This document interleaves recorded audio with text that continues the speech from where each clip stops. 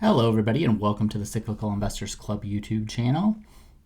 Today we're going to be looking at Walgreens Boots Alliance stock. This one came in by request.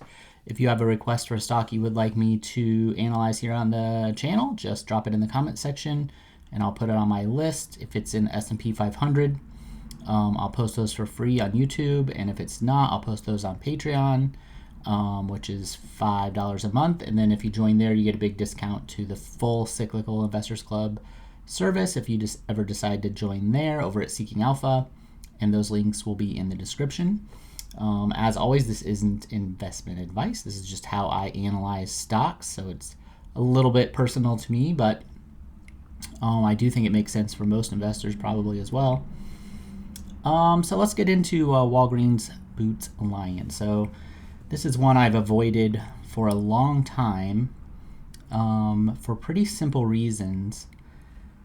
They varied slightly during this time period, but what we can see here is kind of a pattern of what it looks like when a mature company has kind of grown all that it can grow, but they still try to find ways to keep growing.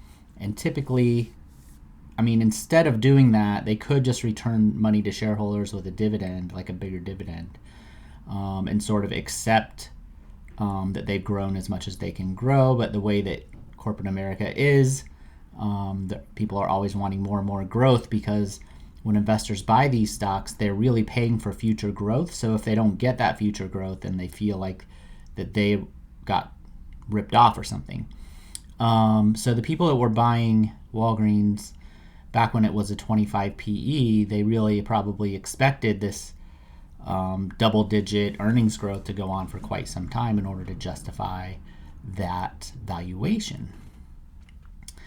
Now for me, I'll premise this by saying the Cyclical Investors Club and myself are really all-weather growth investors. Like, that's the big overarching strategy that I'm using. So I want businesses that, one, are growing, and two, growing at a rate fast enough that they can comfortably pass inflation on to their customers.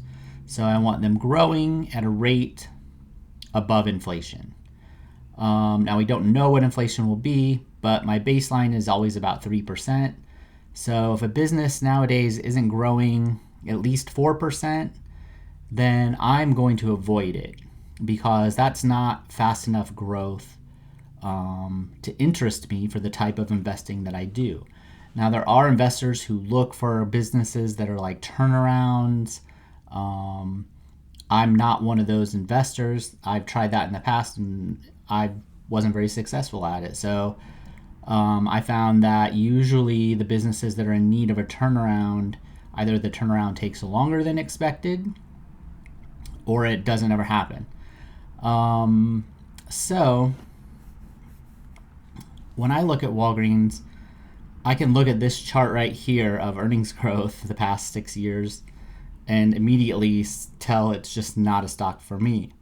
Now, if this was part of a cyclical decline that I expected to come back someday, it might be, but it's not. So I can basically look at this graph in like 5 seconds, and I can just say it's not for me. Now, I do track this one because it's in the S&P 500. So if we look at the actual numbers I have here, what's interesting is let's look at this first. This is the earnings growth rate since 2013. I went all the way back to 2013. It actually made the rate more generous, because if you look at the closer term here, it's been bad, right? They earned $6 here, now they're going to earn half that. That's really bad. But longer term, going back to 2013, we can see that they did have a period of growth. And so maybe if this was a slow period, especially during COVID, if we were right in this period, going back here makes sense to say, okay, well, maybe this is just a down year and then they'll be able to come back. So you can kind of justify, but paying, 10 PE for it here, I think, based just on the earnings. but I don't think you can over the overarching thing. So earnings growth is flat. This is below inflation over the time period. So it would automatically disqualify it for purchase from me and probably ownership too. I'm sure I would probably sell it. It's close to a sell already based on valuation. Below 5% here would be where I would consider it a sell. But what's interesting is it's basically valued the same as like the rest of the S&P 500. So, I mean, which would you rather get a 5% return on, Microsoft or Walgreens, right? So, unless you think there's going to be a turnaround, which I don't really try to predict unless it's a cyclical business, I mean, this one's a pretty easy just kind of stay away from for me. The other signs are falling revenue. They're definitely falling 3-year revenue. I don't have the graph pulled up, but there were a few periods in here where it was pretty clear revenue, the 3-year revenue was coming down. But these guys have had, the other kind of warning sign is when earnings growth stalls, you'll see M&A.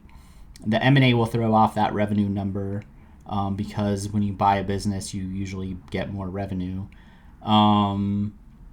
And so that kind of throws off that, so you can't really use that unless you do a bunch of extra work.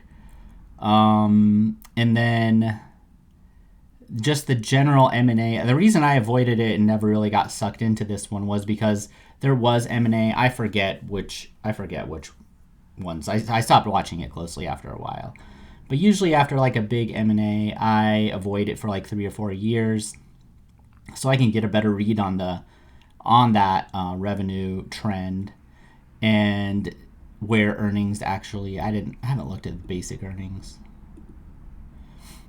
So yeah, we can see, they kind of explain things a little better.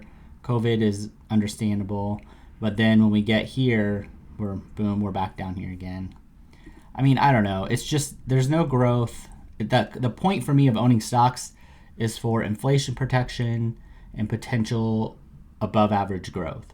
So, I mean, if they can't keep up with inflation, you might as well just hold cash. It earns 5.23 or 4% right now, and you don't have to worry about it losing so much value. I won't pick the peak. I'll just pick from back here. I mean, 75%. I didn't realize it was going to even be that big. I mean, the stock's down probably 80% off its highs. And there might be a point where it is, I'm sure they have they have a ton of debt. I mean, I just wouldn't touch it, honestly. If you're an expert and you want to come in and try to get a turnaround or something, you can. But for the average retail investor, there's no way I would come in and buy this one. And really, it's more of like a bond investor's stock, I think, at this point. All right, I don't really have much more to say. That's it. I go through these pretty quick, and I probably spent more time on this than I probably should have. So, yeah, Walgreens is an avoid for me, and it likely will continue to be. I'll see everybody later. Bye.